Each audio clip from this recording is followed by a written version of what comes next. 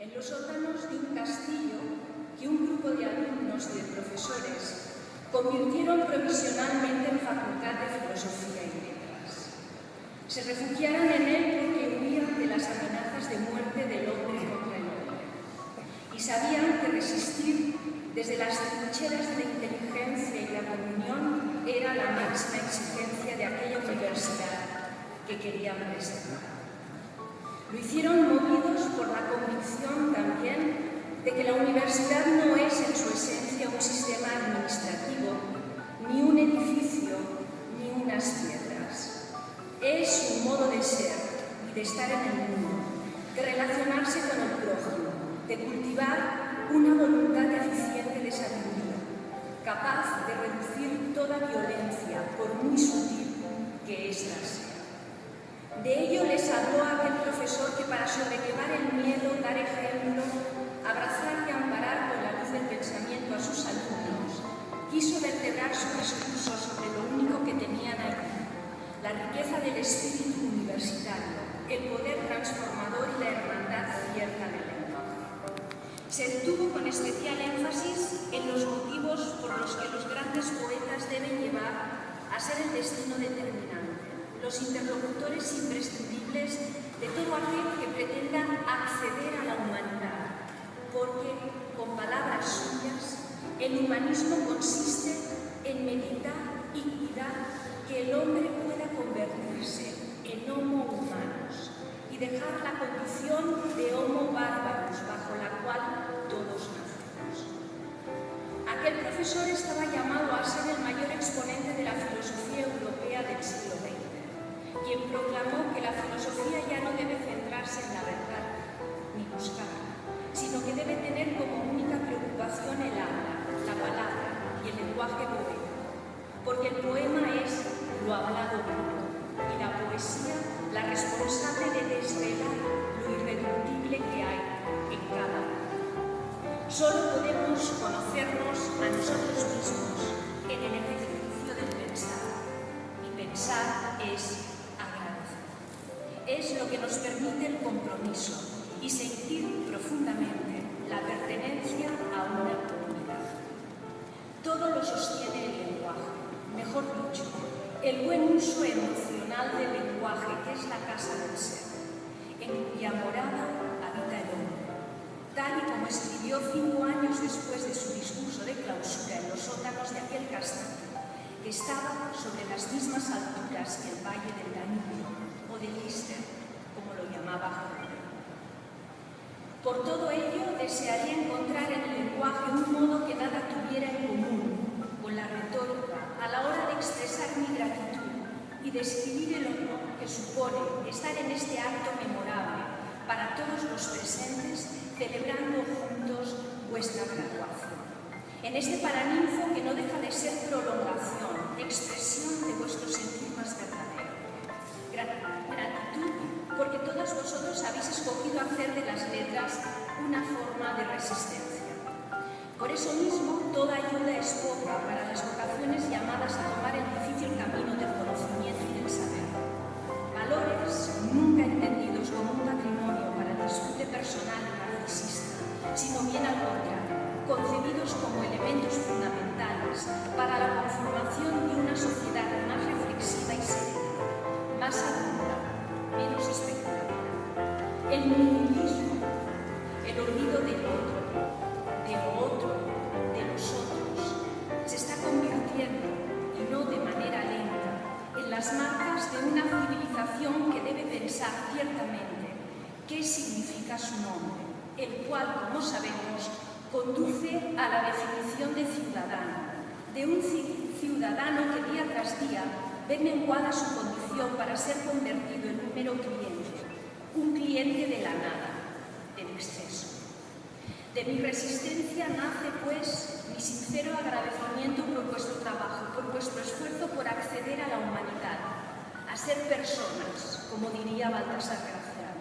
Mi reconocimiento a todos y a cada uno de vosotros que aspiráis a ejercer una profesión que, si se hace desde el compromiso, sea desde las aulas, los medios de comunicación, la administración, las instituciones públicas o privadas, asegura unos buenos contrafuertes porque nuestra profesión en todas sus facetas trabaja con el saber y este tiene que procurar la equidad, la entrega, para que a la larga la cultura se cotice más que cualquier moneda, como no se cansaron de describirlo Jaspers y Gadamer.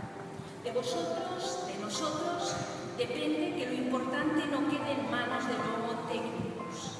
La técnica tan solo genera grandes fortunas, pero no crea riqueza. La economía financiera es una trampa pura, el brazo de la codicia humana. Sin embargo, el ser humano es algo más complejo. Es portador de sentido, una herencia de significados, un eslabón del ser. De nosotros, de vosotros, depende que esa especie en extinción en la que se ha convertido el hombre ético no desaparezca. No podemos conformarnos solo con la pericia técnica, con acumular conocimientos, lecturas, recursos, análisis, críticas y estudios, aspirar a tener solo buenos expedientes. Debemos, como nunca, aspirar a la excelencia profesional, que, como decía hace pocos días y con mucha vehemencia en La Vanguardia, decía Howard Gardner, es la única excelencia que puede salvar la devastación no solo del planeta, sino del ser humano. La excelencia, decía Gardner, solamente se alcanza yendo más allá de la satisfacción del ego y de la ambición. No puede haber excelencia profesional sin compromiso con los otros, y eso exige ética, exige bondad. A codazos no se triunfa. La ética no es un lujo de quien ha logrado el éxito. La ética es previa o no lo es nunca. Y una existencia no ética es un rotundo fracaso. Hay que darlo todo siempre. La vida no se conforma con obligaciones. Entre nosotros podemos engañarnos. A la vida jamás. Es el notario insobornable que levanta acta de todo. Todo lo ve y nos exige siempre compromiso, generosidad, gratuidad previa. Sin ilusión, la vida se queda en obligación y ahí es donde se quiebra, se rompe irremediablemente. De ahí el valor del pensamiento, más allá de si este se cumple en una página filosófica, en un ensayo, en un artículo periodístico de fondo o en un aula, porque pensar es alimentar la ilusión, el compromiso, desocultar, revelar, mostrar todas las preguntas que hay aún y habrá siempre sin respuestas. Pensar es mantenernos en alerta de que la sensación de control sobre la vida es irreal y que concentrarnos en las preguntas con respuestas es envejecer prematuramente, alimentar el miedo, el desengaño. Pensar el mundo significa, en el fondo, pensar para el mundo. De esta manera podemos afirmar que nuestro trabajo no es únicamente entender, sino también transmitir lo observado, difundirlo, hacer de ello un activo que venga a contrarrestar el desvanecimiento de una época que muchos quieren presentarla como crepuscular. Hoy se habla de una era poscristiana, de una era posthumanista, posatómica, incluso pospolítica y demás rótulos colosales. Sin embargo, la invariable condición humana es la que se encarga de mantener el mundo tal cual es. Materia asombrosa, flujo y reflujo, contradicción, espejismo, incertidumbre. Un juego especular, motivo por el que la ralea del poder de quien manda es siempre la misma.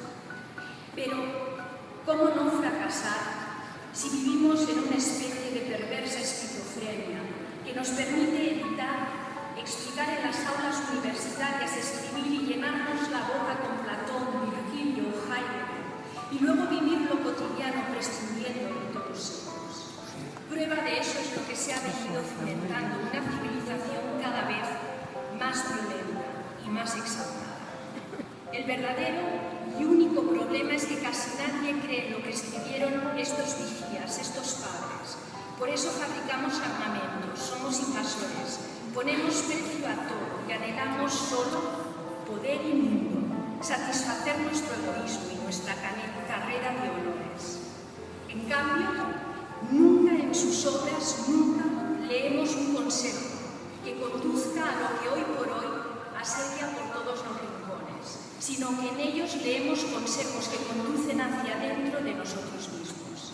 El desengaño o la soberbia pueden cuestionarnos, pero obviamente somos nosotros que hemos olvidado un conocimiento y dicho olvido nos ha vuelto sordos, en peso muerto, que carga con una tradición que nos es más ajena que nunca.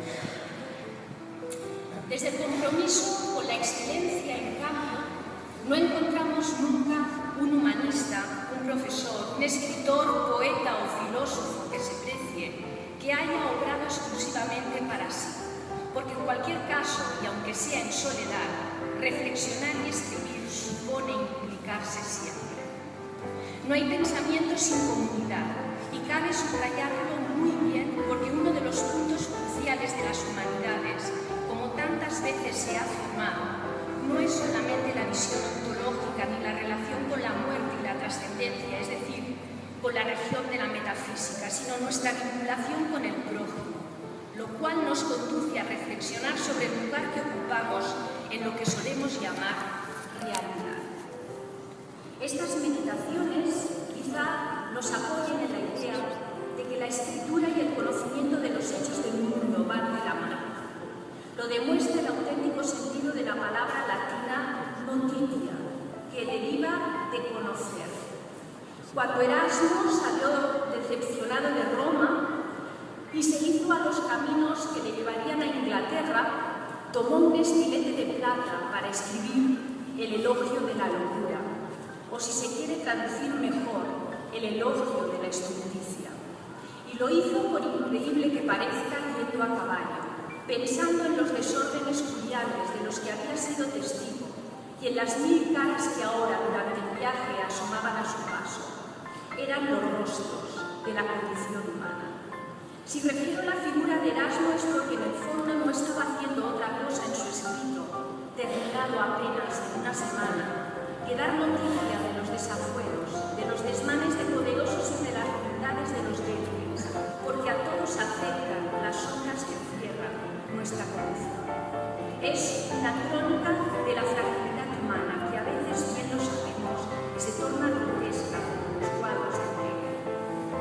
Por todo ello, hoy aquí empieza todo. Con este tema en el corazón, el único punto de luz que tenemos, un hombre de unos 50 años, en la Barcelona de la década de 1913 a 1923, esperaba que llegara el fin de semana, gélido o caluroso, para ir al lomo de asno por los pueblos de Cataluña, fundando escuelas en la que colgar el cartel con esta máxima, auténticamente iniciática.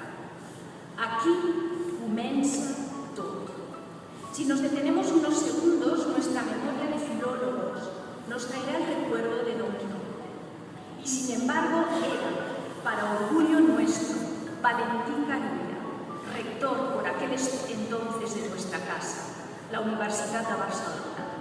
Es tan esencial y tan veraz que allí en la escuela empieza todo, que por eso mismo la reverberación del propósito de esas palabras nos abrazan hoy aquí, donde también empieza todo.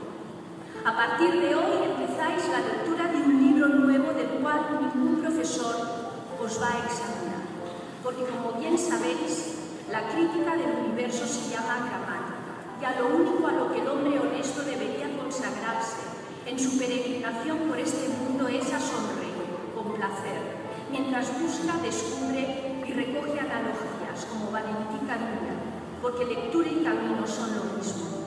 Caminar es leer un trozo de tierra, descifrar un pedazo de mundo. Lectura y camino, camino, ¿hacia dónde? Hugo de San Víctor, comentando a San Agustín, escribió una bellísima expresión. Dijo: toda naturaleza da a luz razones y nada es estéril en el universo. En esta oración Hugo lleva a su madurez siglos de metáfora de nuestra civilización. La naturaleza no solo es como un libro, la naturaleza misma es un libro, y el libro hecho por el hombre es su anal. Por lo tanto, la lectura, lejos de ser un acto de abstracción, es un acto de encarnación.